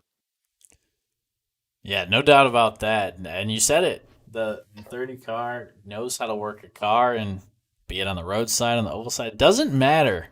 Sean Campbell, our champion here on the CIL oval side. And let's show you what Sean Campbell's doing right now if we can get him on screen for you. It looks like he's finished on up. So just as we're going to bring you some entertainment, just like that, it's gone. But let's take a quick look at your results from the race here tonight. Not from qualifying, from the race. Jared Kaler, the winner by 1/10 of a second over Sean Campbell. Athena Leclaire in third. Hagen Johnson from Clemson in fourth. Bradley E. Daniels, look at that name for Robert Morris University, finishing fifth here tonight. Jeremy Miller from Purdue in sixth. Esteban Munoz, a great battle back. He finishes seventh, and Matthew Nordberg shuffles all the way back to eighth. Wow, man. I don't think this was all my bingo card. No way, man. No way. Andrew Williams from Clemson in ninth, and Andrew McCall rounding out your top 10. But cheers for the 23 in the top 10. He comes away ninth. Great job for Clemson University here tonight. Ryan Lusich from North Texas finishing in 11th spot here tonight. Ryan Whitlock from Alabama at Huntsville in 12th. Tyler Stone from St. Clair Colleges battles to a 13th place finish. And Ricky Paz from Valpo will drop to 14th. 15th is Alexander Gagnon, another Robert Morris University driver. Austin DeLong from the Penn College of Technology in 16th. Dan Banner from St. Clair College will come away 17th. And Cody Fadenhauer from Thomas Nelson Community College, their final race in the CIL, will finish in 18th. The rest of your field, it's Zach Lindler from Clemson in 19th. Alexander Hogarth from St. Clair College in 20th. Nick Stockner in 21st, Ethan Head 22nd, and Derek Jennings finishing 20 laps down in 23rd. And John, that was a lot of fun, but I tell you who also has fun, it's the graduates. Let's take a quick look at them before we head back to our race here from Phoenix Raceway. Graduates on your screen right now. And there were a ton of them. Christian Hill, Colin Kolpa, Matthew Nordberg, Nathan Brunga, Nicholas Patinella, Santiago Perez, Thomas Toomey, Austin Farr, Bradley Daniels, Christian Gomez, James Blausch, Julian Scher, Nick Stockner, Ryan Lusich, and Trey Talbot, your Season 4 graduates here. And John, that's a lot of them. That's a lot indeed. This alumni group going forward is going to be big and very strong indeed. A lot of strong racing names in there. Austin Farr, Thomas Toomey, Santiago Perez, Ryan Lusich. I mean, there's a lot of very, very, very fast drivers in that group. Glad to see them graduating. It is certainly a weight off the shoulders of these guys, and now the fun begins. Going out there in the real world and finding that job. Good mix of different degrees in there as well. A lot of engineering, some data analytics, some health things as well. Good mix of different stuff. Shows that you don't have to be an engineer or something like that to enjoy racing and whatnot, or be even good at it necessarily. Amazing mix of different degrees. I love to see it in there. But back to the finishing order, Jarrett. Esteban Munoz recovering up there to 7th. Dude, that's insane. Bradley Daniels going up there all the way to 5th. Also, absolutely incredible. Andrew Williams, also pretty good finish in 9th there, able to hold on. But Matthew Norberg, Jarrett, dropping all the way back down to 8th. I think I'm going to go watch back this replay after we're done here, try to figure out exactly what happened to that Wolfpack car that was fast all race long. And then in those last 4 laps or so, just seemed to lose the pace, man. Yeah, I think I saw it was mentioned he took tires late in the race. Yeah, he used his tires in the last 10 laps, so we saw it. It was track position versus tires, and right there, it was a matter he didn't have enough time to do it, and that's always a risk you run, right? Yep. Is it going to stay green in those final 10? Are we going to see another yellow, and then suddenly your laps are cut essentially in half to be able to use that? And you said it over the course of the night, John. You said, you got to have time to use those tires. And Matthew Norberg just not able to do it. Joining us up in the booth is your race winner, Jared Kaler, in the number 58 UNC Charlotte machine. And Jared, what a fun race it was to watch you and Sean Campbell battle all night long. How much were you battling the car tonight? Because it looked to us in the broadcast like it was giving you a little bit of fits, but maybe that was just how you were liking it. Yeah, especially on that green flag run that we had, I kind of used up my stuff a bit, and I was just kind of slipping and sliding there off the turns, and I was just kind of trying to manage those rear tires. But once we pitted around lap 60 or 70 or so, got the fresh tires, and then we had the cautions, and the tires didn't really wear out too much. But I mean, this track with the low downforce, high horsepower package, it's kind of have to drive it a bit more, and it's puts it a lot more in the driver's hands, and I enjoy it. Yeah, definitely a driver's track. Agree with you there. Talk to me a little bit about, I think, that second pit stop y'all made, because pretty quickly after the first one, and not everybody came down there. A number of cars stayed out, but Sean, yourself, and Norberg all came down there. Was your plan just to do whatever Sean did there, or were you thinking carefully about your strategy at that point? I think I was kind of weighing both factors. I knew that if Sean pitted, I'd probably want to pit, and if he stayed out, I was considering following him there, but I was looking at the lap times, and we had about 15 or 20 laps on our tires at that point, and we had kind of fallen off around 6 or 7 tenths. So I was like, I might as well just come in for the tires and then risk maybe losing some track position, and then having the fresher tires and maybe being able to dice my way back up through the field. Yeah, definitely. Were you paying attention to the points race at all here tonight, or were you just trying to beat Sean? I mean, I was just trying to go out and win. I didn't care who I was beating. I mean, the best way to give the best points option is just go out there and win and run your race, and let the cards fall wherever they will fall. So yeah, I was just trying to go out there and win the race. Yeah, definitely. Well, he definitely did that here tonight. Jared Kaler from UNC Charlotte, your race winner. Who do you want to thank as we wrap on up this spring 2022 season? I want to give thanks to you guys for putting it on, and InnoVetted Labs for supporting the league. And I mean, Sean's been a great competitor all season long, and he could have adored me, he could have spun me out, he could have bumped me there at the end. So gotta give thanks to him for running me clean there. Yeah, no doubt about that. Well, great race up here in the booth, great win here tonight, and we hope to talk to you again soon. Thank you guys. Hopefully we can get the next season started. Absolutely.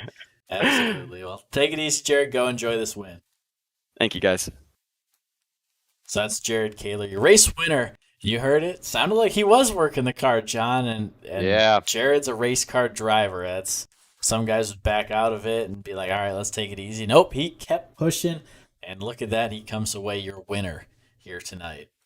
Yeah, I like that a lot. That's what years of experience does in these cars, to give you the confidence to be able to do that. When the car isn't even working with you, but you can adapt, you can work around, you can change your style on the fly in the middle of a race and still take home the win. So great job by Kaler for sure.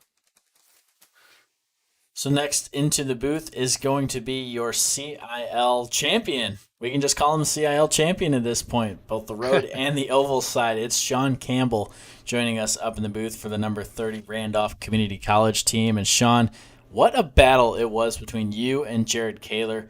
I want to know, during that first green flag pit stop, did you plan to come in, or did you see Jared Kaler go in and decide you needed to go that lap?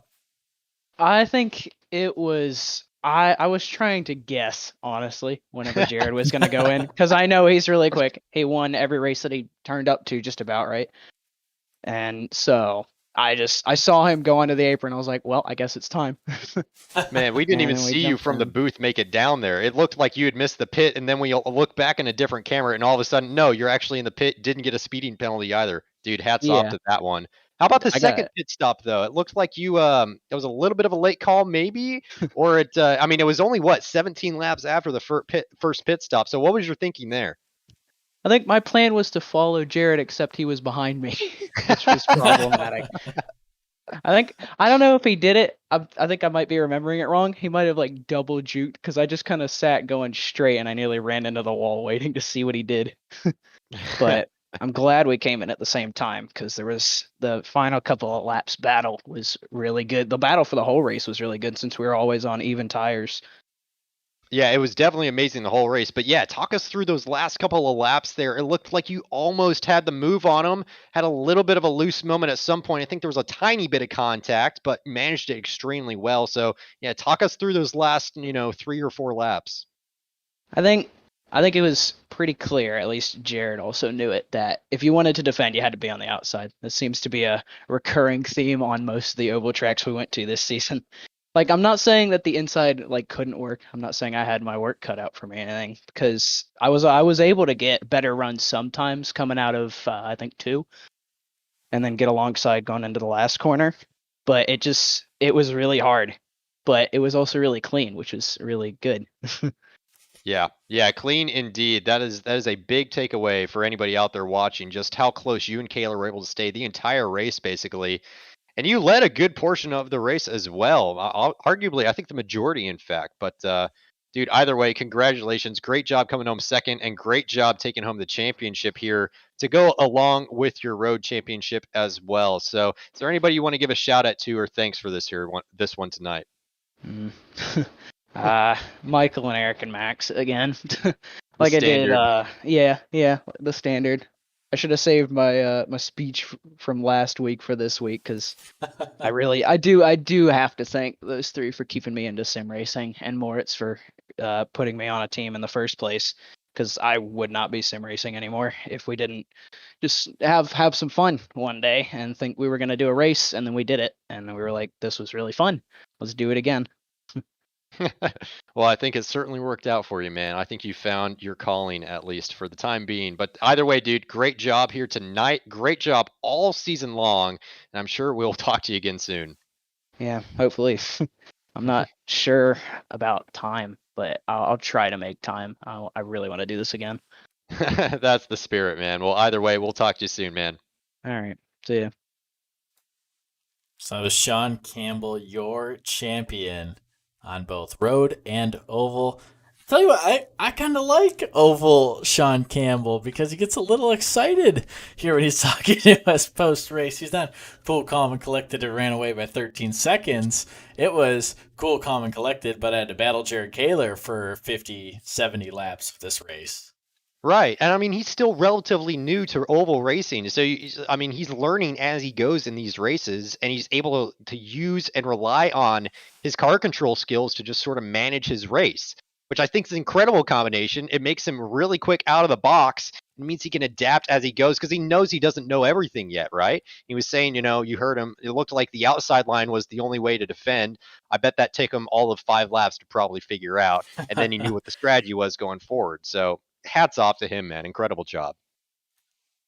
And I tell you who also did an incredible job. It's Athena Leclaire from St. Clair College in the number 61 machine. An incredible strategy call brings her away third place. And Athena, walk us through that call, first of all. What guts it took to come down pit lane, give up that track position, and take a chance knowing you had that many laps left.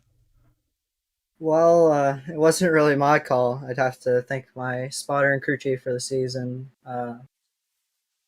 He's really helped me out. His name's Jordan Johnson. He drives in the what was it called? the Skip Barber series, the F4 series. So he's got a lot of knowledge, and without him, I wouldn't be where I'm at. Yeah, awesome stuff. I mean, that call was absolutely amazing. I didn't think that it was going to work out, and here you are in a podium. Great way to cap off the season.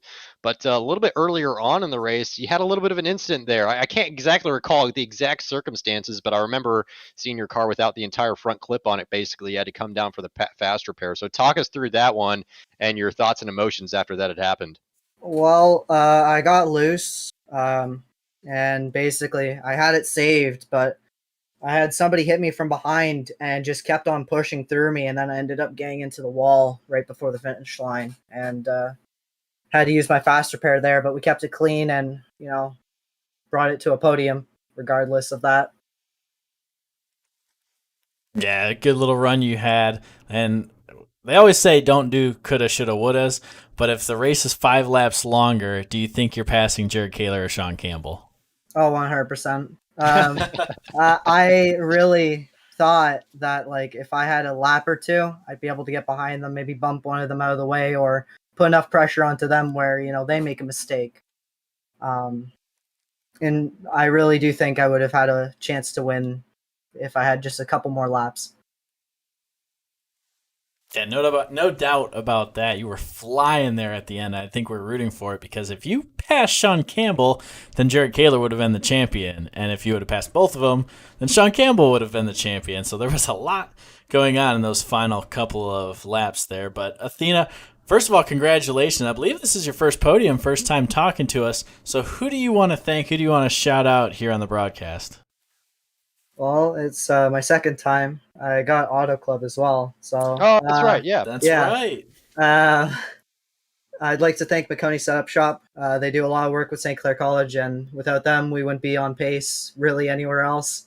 They do great setups. I suggest you guys check them out. My spotter, Jordan, he's done a lot for me, and obviously St. Clair College for bringing me on to the academy team and putting faith in me, bringing iRacing to the collegiate scene for one of the biggest esports programs in Canada. Well, way to represent them tonight, and a great run all over, especially like John said, that battling back, awesome to watch. So Athena, congrats again, and we hope to talk to you again soon. Absolutely. You'll see me more next season. All right, looking forward to it. We'll go celebrate this third place finish with the rest of your St. Clair College teammates. All right, have a good one, guys. So that was Athena Leclaire in the number 61 St. Clair College machine, her second podium. Apologies for that. I don't think I was at the Auto Club race, so I'm going to claim ignorance there. But I tell you what, John, you mentioned it, dropping all the way to the back after that wreck at the start-finish line. And I tell you what, that's perseverance right there. Not getting down on yourself, not worrying about having to make up all that ground, but just eyes forward, focus on hitting your marks, make a gutsy call at the end. Her crew chief there, and lo and behold, it's the third place finish for St. Clair College. Yeah, that crew chief definitely deserves a raise for that one. What an amazing call! And like you said, and like Athena said, if she'd had 5 more laps with that one, job done. I think at the end of the night, I think that's a win for St. Clair. But unfortunately, just not enough laps in the race. But yeah, man, after the wreck at the start, that's tough to come back from that. That's going to upset your entire race. This podium was not at all handed on a silver platter to Athena. She had to work for every last ounce of it, and it's amazing. A fantastic job by her to come home in third place. Excellent job here tonight. Hagen Johnson also, man, he was challenging there at the end quite a bit, that number 7 Clemson machine, and just came up a little bit short. And, if Athena hadn't been there with the fresher tires, he'd be sitting on the podium right now, but this is the way it works out. So Clemson, really showing pretty strong here on the oval late into the season. Hagen Johnson becoming a pretty top driver for those guys out there. So enjoyed watching that as well. But I mean, at the end of the night, the top story, of course, was Sean Campbell and Kaler. Door to door just about the entire race, or at least bumper to bumper, and never really putting a wheel wrong, getting the pit stops pretty much exactly correct. UNC Charlotte team maybe even getting them slightly more correct than Campbell's team. But yeah, man, that was a battle to go and certainly learn from, I think, as I watched up here in the booth. Yeah, and your description described it perfectly. You could put double-sided tape and they'd just be stuck together. It was no room to budge, almost no advantage for either driver. What a fun race that was to finish our spring 2022 season here in CIL. So for one last time, for myself and John up here, thanks to everyone who's tuned on in, be it tonight or at any point during this season. I know it's been a fun little ride here this spring. I look forward to more CIL action coming in the summer. So if you want to be involved in that in any way, be it broadcasting, racing, admin, stewarding, or even just hanging on out, be sure to check out all the socials. You can find them at Collegiate iRacing across the Facebook, Twitter, and Instagram platforms, and you can be updated there as well. So for one more time, let's congratulate our graduates before we turn it on over to the end of the spring 2022 season. You see them on your screen there. John mentioned a lot of smart individuals who might be going into racing or otherwise. We did not mention Carl Lemkool, unable to join us here tonight because he got a job in racing, working with another CIL member, Ted Burns, and they're both getting after it out on the real life track. So hopefully some of these guys you'll see out on the real life track, be it behind the seat of a race or behind the wheel of a race car or working on the race car as well here in the near future. But that's going to do it for us here at Phoenix. We hope you guys enjoyed, and we hope to see you again soon for our summer 2022 season. Good night, everybody.